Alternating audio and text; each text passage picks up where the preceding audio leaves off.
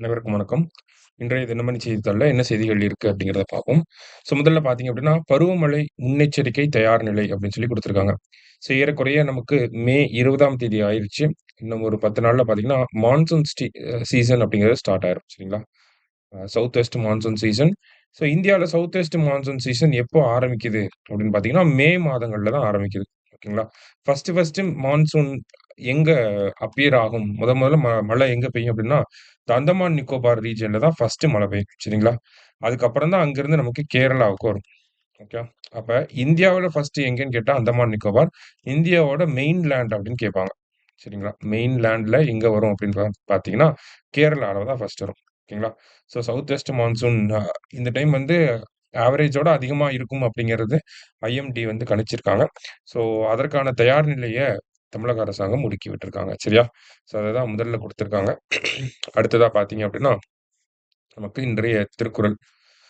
இன்றைய திருக்குறள பொறுத்தவரைக்கும் பார்த்தீங்கன்னா, என்ன சொல்லியிருக்காங்கன்னா, "கொலையிற் கொடியாரை வேந்தொறுத்தல் பைங்கூழ் களை கட்டதனோடு நேர்" அப்படின்னு சொல்லி குடுத்துருக்காங்க. "கொலையிற் கொடியாரை வேந்தொறுத்தல் பைங்கூழ் களை கட்டதனோடு நேர்."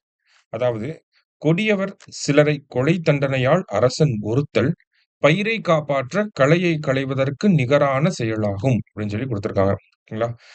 கெடுதல் பண்ணக்கூடிய, கெட்ட விஷயங்கள் பண்ணக்கூடிய சிலர அரசன் கொலை தண்டனையால கொல்றது. ஓகேங்களா? மரண தண்டனையால கொல்றது.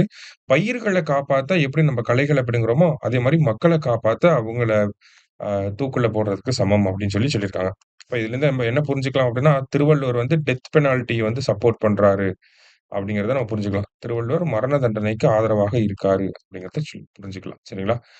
திருக்குறள் எண் 550 அதிகாரம் செங்கோன்மை. சரிங்களா? ரைட். அடுத்ததா பாருங்க. மாதம் ஒரு ராக்கெட் திட்டம் அப்படின்னு சொல்லி குடுத்துருக்காங்க. ஓகேங்களா? இஸ்ரோவோட தலைவர் என்ன சொல்லியிருக்காரு அப்படின்னா, நமக்கு சமீபத்தில பிஎஸ்எல்வி C61 அப்படிங்கிறது ஃபெயில் ஆயிருச்சு அப்படிங்கிறத பார்த்துட்டோம். பிஎஸ்எல்வி அப்படின்னா PS1, PS2, PS3, PS4 அப்படின்னு சொல்லி 4 ஸ்டேஜ் இருக்கு. இதுல இந்த பிஎஸ்எல்வி C61 பார்த்தீங்கன்னா, ஃபர்ஸ்ட் ஸ்டேஜ் சக்சஸ்ஃபுல்லா முடிஞ்சது. செகண்ட் ஸ்டேஜ் சக்சஸ்ஃபுல்லா இருந்துச்சு. 3 ஸ்டேஜ்ல என்ன ஆச்சுன்னா ஃபெயிலியர் ஆயிருச்சு. சரிங்களா? ஸோ இஸ்ரோவ பொறுத்தவரைக்கும் பார்த்தீங்கன்னா, பிஎஸ்எல்வி D1 அப்படிங்கிறது 1993 செப்டம்பர் 20ல அனுப்பியிருப்பாங்க. இது ஒரு ஃபெயிலியர் மாடல். ஐ மீன் ஃபெயில்டு மிஷன். அடுத்ததா பிஎஸ்எல்வி C39 31 ஆகஸ்ட் 2017ல அனுப்பியிருப்பாங்க. இது ஒரு ஃபெயிலியர். 3ஆ பார்த்தீங்கன்னா, நமக்கு பிஎஸ்எல்வி C61 இதுவுமே வந்து ஃபெயில்டு மிஷனா இருந்துச்சு. இருந்தாலுமே இஸ்ரோ பார்த்தீங்க அப்படின்னா, ஒவ்வொரு மாசமும் ஒவ்வொரு ராக்கெட் அனுப்ப பிளான் பண்ணியிருக்காங்க. அதுல அடுத்தபடியா வர்றது பார்த்தீங்கன்னா, நிசார் சேட்டலைட் தான் ஜூன், ஜூலைல அனுப்புறதுக்கு திட்டமிட்டுருக்காங்க. சரிங்களா? நிசார் அப்படிங்கிறது NASA, ISRO synthetic aperture radar அப்படின்னு சொல்லுவாங்க. அந்த ராக்கெட் லான்ச் நெருங்க, நெருங்க நம்ம அத பத்தி இன்னும் நெறைய பார்க்கலாம். சரிங்களா? அடுத்தது, அரசு ஊழியர்களுக்கு ஆயுள் காப்பீடு. ஆயுள் மற்றும் விபத்து காப்பீடு அப்படின்னு சொல்லி குடுத்துருக்காங்க. சட்டப்பேரவையில அறிவிக்கப்பட்ட ஒரு முக்கியமான அறிவிப்பு தான். அரசு ஊழியர்களுக்கு வந்து தனியார்ல பார்த்தீங்கன்னா, நெறையா இன்ட்ரெஸ்ட் ரேட் அதெல்லாம் போடுவாங்க.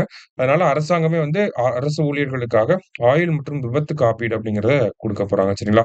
இதற்காக பாரத ஸ்டேட் வங்கி, Indian Overseas Bank, Canara bank, Axis Bank, bank of Baroda, Union Bank இந்த பேங்க்ல இருந்து தான் அரசு ஊழியர்களுக்கு சம்பளம் போடுவாங்க. சரிங்களா? அந்தந்த பேங்கோடயே வந்து டை அப் பண்ணி இந்த மாரி ஆயுள் மற்றும் விபத்து காப்பீடு வந்து வழங்க போறாங்க. சரியா? மத்தபடி பார்த்தீங்க அப்படின்னா, இன்றைய செய்தித்தாள்ல பெரிய அளவுக்கு நமக்கு செய்திகள் பெருசா இல்ல. சின்ன சின்ன செய்திகள் தான். மீண்டும் நாளை செய்தித்தாள் வாசிப்பில் சந்திக்கலாம். நன்றி.